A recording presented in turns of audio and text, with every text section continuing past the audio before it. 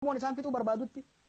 Kanarra caffeen Oromiyaa wal gahee sabaaf sablammiin Oromiyaa hundi lammii Oromiyaa akka ta'eef Oromiyaa keessatti akkuma Oromoo kamuu akkuma nama kamiyyuu ifaaf bilisaan nagaan dalagatee jiraachuu akka danda'u gaarantii kennuudhaaf as ba'ee dubbachuu danda'uu qaba jechuudha. Kanaaf caffeetti fayyadamuu danda'uu qaban. Maaliif caffeetti yoon fayyadamin caasaa leejislaatiivii kanatti yoon fayyadamin waalessa maal geggeessaa malee dhayxee waalessaa malee galteedha.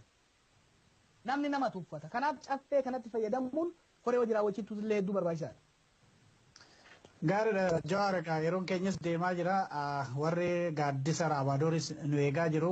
Garuu gaaffii gara keessatti dhufe tokkotu jira. Maal jedhaa waa'ee Finfinnee irratti argamee ture abbaan duulaa walgahii sanarratti abbaan duulaa paarlaamaa gadi lakkifne moo attamii kan jedhudha. Gama biraatiin immoo yaadni isaa har'aa warra kaanirraa adda fakkaata. Kan attamitti ilaalta kan jedhu tokko isa ne ofinneewu. Akka kiyyatti har'a warri dhaqee hundinuu shoora isaanii kenname hojjetan. Zirzirkiis qadaaladduu deemuun hin barbaachisu. Kuni murtii nama guruppii tokko wanni qofa osoo hin ta'in murtii akka miseensonni paarlaamaa hundillee akkasumas immoo dhaabni isaaniillee walumaan murteesse malee waan garee nama tokko muraasaa qofa miti. Kanaaf dargaggeessi addisuun dargaggeessaa waan dargaggeessaa hojjete abbaan duulaa jaarsaa waan jaarsaa hojjete akkuma beektan walgahii yaade keessa kan fidani yeroo sanitti waan jaarsummaa yaale I think Jaafar Yusuf na fakkaate sirba tokko sirbee jira baqqaan jaarsummaa ka jawwee kanaaf dubbiin jaarsummaa hin taane garuu uummanni keenya amma tasgabbiin laalaa waa hedduu ololli wayyaaneen of tokko jira amma abaluu irratti akkas ta'e lammaan abiyyi irratti akkas ta'e abaluu achiin as fannisanii abaluu fi abaluu guruppii adda addatti adda bayanii opidiyoo dullattiif opidiyoo maali no sadarkaa hooggansatti at least caasaan biyya jiru wal quba qaba. Ejjannoo tokko qaban hangam beekutti dhimma kana qofarratti ilaalan dhimma biraatti irrallee. Kanaaf yeroo adda addaatti taaktikaalii ejjannoo adda addaa rifleekti gochuun waanuma jiru san bira dabree garuu akkanan hubadhutti wanni miti. Paarlaamaa kanas yoo taate beeki hedduu warrummaa wanni kanatu irratti hojjete. Kanaaf inni illee baga waan manguddoo dubbate dargaggeessis baga waan isaa jalaa dide. Kanaaf faayidaa qaba waa hedduudhaaf faayidaa qaba kun waan akkasumara nama miidhum ta'u. Garuu ifa waan kanarraa wanni tokko ifa taatee jirti na oppidiyoofis wayyaaneefis gadaan nama tokkos taate garee muraasa tokko qabatanii dhimma Oromiyaaf Oromoo ittiin deddeeman dabree jira. It's impossible. Dhimmi Oromiyaaf Oromoo kan uummata miliyoona 50 malee kan nama 5 miti kan koree hojii raawwachiiftuu biyyooti miti. Kan akka dhaggeeffatanii barbaada jarri saglan amma koree yaade keessa jira. Waan uummanni jedhu ejjannoo san xiqqoo laaffiftanii dhufnaan uummanni deebisee isin tufa. Uummata qofaa miti. Amma booda hoggansi opidiyoo ejjannoo uummata Oromoo hin calaqqisiifne. Dantaa uummata Oromootiif jabaatee hin deemne uummata Oromoo biratti osoo hin ta'in miseensota opidiyoo biratti fudhatama qabaatu. Kun akka hin taane hojiin gahaan irratti hojjetamee jira. Kun akka hin taane dammaqiinsi gahaan irratti hojjetamee jira. Kanaaf hoogganaan fedhe koreen fedhe kaabineen fedhe sadarkaa aanatti aadaatu sadarkaa goneessaatti sadarkaa caffee sadarkaa federaalaatti dantaaf fedhii uummata Oromoo yookaan gara fuulduraa deemsu taate uummanni Oromoo isaan duuba jira. Wanni ani jaraa dabarsuu barbaadu ni beekan kan. Wayyaaneen doorissuudhaan amma torbaan dabre kana keessa waraana baay'ee Oromiyaa keessa na'e. Waraanni utubaa mootummaa keessaa takkittii qofa. Utubaa hedduu jira kan mootummaa. Utubaan irra caalaan harka uummataa jira. Wanni wayyaaneen fidu tokko hin jiru. Wayyaaneen yoo akkam guddate waraana 50 Oromiyaa keessatti.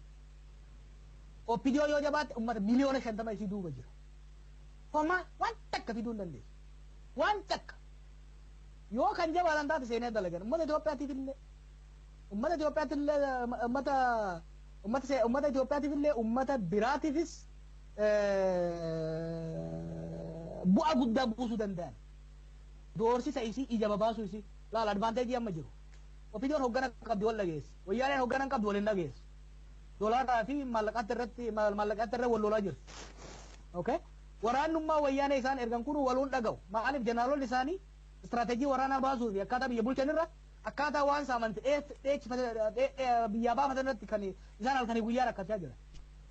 Kanaaf humna opinion amma qabdu kun namuu qabu yesan keessatti sanirraan immoo ba'aadeen cinaa hiriirsanii jira kanaaf wanni sodaatan tokko hin jiru garuu waan taphatan roolii addaan qoodatanii jiran manguddoon kan manguddoo maaliin kan maalii akkas deemuuni faktikaalii faayidaa qaba garuu immoo taphaa ta dhugaa gaafa lubbuu dhuftu garuu ejjannoo takkaan deemuu danda'uu qaban keessattuu walga'ii yaadee amma dhufu kana keessatti ijji saba hundaa isaanirra jira ija babaasuuf jaraa sodaatanii biyyin diigamaa maali biyya kan diigu wayyaane malee nuti uummanni Oromoo biyyan diigu biyyin diigamaa maal biyya kan diigaa jiru makalaakaa agaazii Oromiyaa keessa jiru uummata keessa deemaa jirudha kan uummata walitti buusaa jiru agaazii fi jeneraalota wayyaaneedhaati biyya Oromoodha kan jaaraa jiru biyya diigaa jiran maalii jiran olola maali no way miidiyaanis yoo dhufte we will beat them amma gara miidiyaanis yoo taate akka bara 92 maqaa baddannootiin qabsoo Oromoo xureessanii they cannot do it we will beat them hands down ni caalla jechuudha ogummaanis ni caalla murannoonis ni caalla odeeffannoonis ni caalla tarsiimoonis ni caalla kanaaf wanni sodaatamu jiru gara lolaatiin yoo dhufte gama waraanaatiin yoo dhufte waan kanatti ibsuun barbaade waraanatti fiiguun hin barbaachisu karrayyuu waan jettu karrayyuun Oromoo bakka lolatti luqqufatan kanaaf itti jarjaruun qabdu maaliif yeroo baay'ee deddeebi'een jira dirree siyaasaa keessatti wayyaanii mo'annee jira dirree siyaasaa keessatti ishii baafnee jirra dirree siyaasatti waan advaanteejii hin qabneef waan mo'atteef dirree security sfiiritti nu deebisuu barbaada kanaaf ummanni keenyas opiniyoonis hundinuu dirree advaanteejii itti qabnu keessa turuu danda'uudha qaba jechuudha kanaaf sirna keessaa fiiguun hin barbaachisu biyyaa bahuun hin barbaachisu muufatanii fiiguun hin barbaachisu amma booda ihaadee keessa isoo ta'e wayyaaneen haa baatu paarlamaa keessa isoo barbaade wayyaaneen haa baatu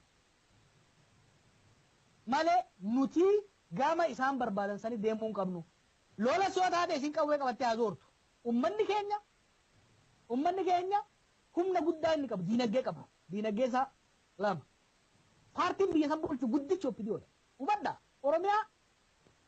Oromiyaa keessatti Itoophiyaa kan wayyaaneen bitte qawwee qofaan osoo hin tahin jaarmiyoota siyaasaa Oromoo keessaa baasatti fayyadamtee murkusiin tokko jaarmiyaa siyaasaa jalaa fuune ikonomii jalaa cabsine kanaafi most of the pillars of power are on our side kanaafi jarjarree gara jeequmsatti wayyaaneen amma kan barbaaddu hundaa ol jeequmsa kasiin ka barbaaddu nu hoo maali tasgabbiidhaan naamusaan wal dhaga'uudhaan kana waliin jedhuuf maali warra bubuutuu tokko warra hafetti fayyadamtee fakkeenya naannoo shawaa lixaatitti lafa qooddachuudhaaf lafti teenya eessaa hunda hitu qeerroo lafa qooddachuutti hin jarjarina lafti teenya eessaa hunda ni deeffanna garuu lafa immoo lafa seeran ala diinni fudhate eega deeffannee booda seera ala qooddachuun hin barbaachisu seera hordofuudha barbaachisa Oromoon uummata seeraati tasgabbiidha barbaachisa mormiin itti haafuuf bifa adda addaati waan goonu keessatti garuu waan wayyaaneedhaaf karaa banu wayyaaneen amma laali faranjoota hundatti nama bobbaaftee jirti warri Oromoo kuni sabaaf sablammii fixuu heda warri Oromoo kuni jeequmsa uumuu heda biyya diiguu heda maali no nuti oppoziitii agarsiisuu danda'uu qabnu biyya sanuu kan qabee deemuun nu akka ta'e kana itti agarsiisuu danda'uudha qabna kana uummanni keenya paarlaamaa keessatti akkatti itti fayyadame paarlaamaa keessatti akkaataa miseensonni paarlaamaa itti fayyadaman paarlaamaan kan seeraa ta'uu qaba godhanii waan san dirqisiisuun fakkeenya nu ta'uu danda'uudha qaba kana itti deemamuu qaba jedhanii. Gaariidha Jawaar kanaanan fixa.